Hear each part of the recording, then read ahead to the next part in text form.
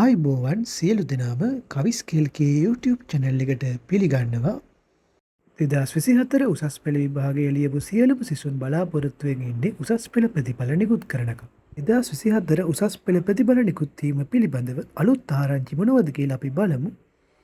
උසස් පෙළ ප්‍රතිඵල නිකුත් කිරීම සම්බන්ධයෙන් අන්තිමට අප්ඩේට් එකක් ඇවිල්ලා තියෙන්නේ 3 වෙනි මාසේ 29. ඒ කියන්නේ මාර්තු 29 වෙනිදා තමයි අන්තිමට අප්ඩේට් එකක් ඇවිල්ලා තියෙන්නේ.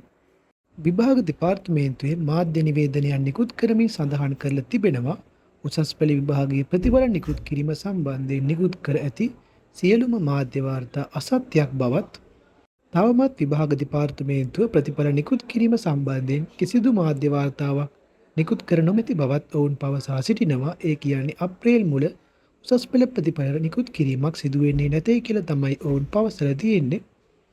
ඒ වගේම පසුගිය දෙසැම්බර් 31 සඳහන් කරලා තිබ්බා අප්‍රේල් මාසයේ උසස් පෙළ ප්‍රතිඵල අනිවාර්යයෙන් නිකුත් කරනවා කියලා විභාග කොමසාරිස් ජෙනරාල් අමිත් ජයසුන්දර මහතා විශේෂ මාධ්‍ය නිවේදනයක් නිකුත් කරමින් දෙසැම්බර් මාසයේ 31 වෙනිදා පවසලා තිබ්බා.